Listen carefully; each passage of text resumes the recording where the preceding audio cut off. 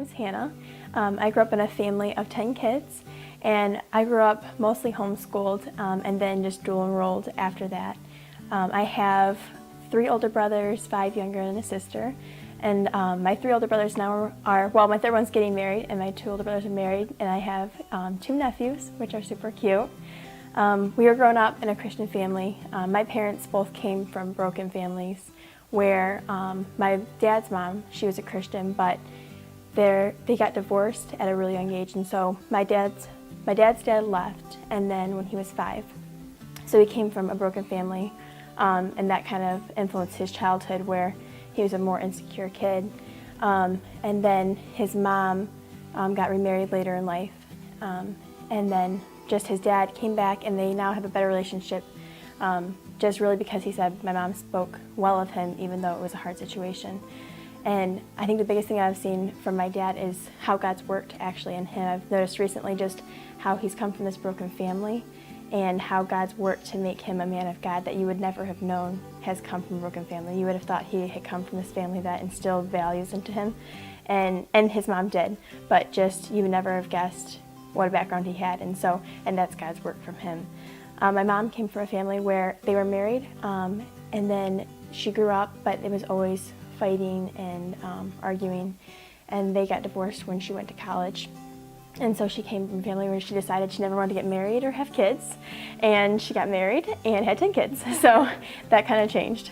So just what I've noticed recently just as I grew up, like how God has worked so much into these people that I would never, you just wouldn't guess had such a broken background. So they have influenced me and have given me a environment and a home to grow up in where I can learn about God, and I don't have to have a hard background, but one that I can thrive in and learn more about God in an environment where it's encouraged. So that's kind of the backstory a little bit.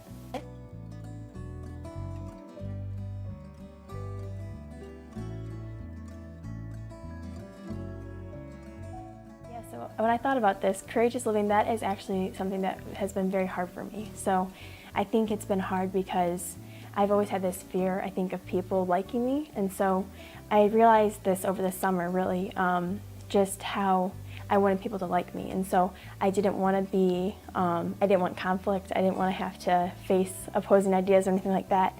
And what I've realized are 2 things that God's shown me is He is bigger than people and eternal perspective. And so with He's bigger than people, I've been realizing how big God is, and I can't comprehend it, but I've noticed what I did is I put God, in my mind, I put Him as a person in a sense that I knew He created the world, I knew these facts about Him, but I would put Him kind of as a person in my mind who could answer your prayers, if that makes sense. So what I've been realizing, and actually I was talking to my grandpa and I realized just how big God is. He created the universe, and you say that, but you gotta comprehend, He created everything. And so I think just that's one of the biggest things is how big He is. And so it's silly to think that you're scared of someone else He made and how big He is, and that you would rather just please Him than to face conflict or to be courageous.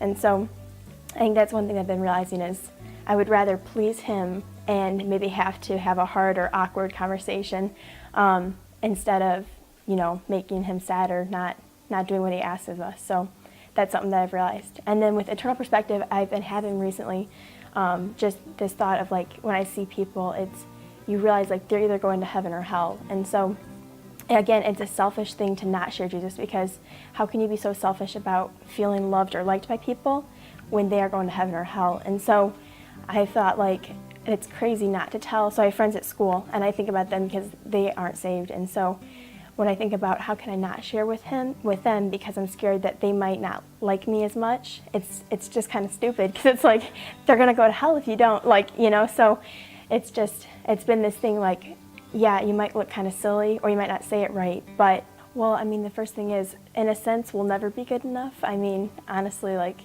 we're never gonna be good enough for God, but He still loves us and chooses us. And the second thing that I've found to be helpful is just start. If you don't start, the fear can be overwhelming. So just starting, and you might not say it right, and you probably will stumble a little bit over your words, but with practice, it gets better. So I think and you can say it in your mind too. Sometimes if you just think about what you're gonna say, and then you say it, the practice helps.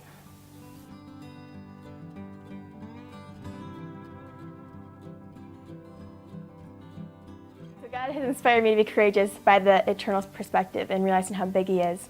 And that courage has kind of poured over into my life in different ways. So one way I realized, I was at work the other day, and I work at a hospital, so I work with patients. And I was walking with this man to the bathroom, and then he started talking about religion and God. And normally I would say a little bit, and then I would kind of just stop because I don't know if he's going to agree or disagree, and I don't want to make it awkward.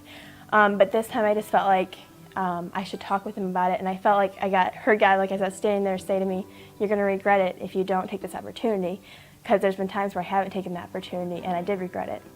So I just stood there, and I asked him questions, and I kind of got to know what did he think about God, what did he believe, and it was really cool, like hearing him. And then he just kind of shared his doubts about if Jesus really was God when he was on earth and these kind of things. And so just as I listened, he went on for about 10 minutes. And then I was able to kind of recommend books and things like that to kind of help him with his doubts. And that was something that, for me, it was courageous because it was something that normally I wouldn't have done.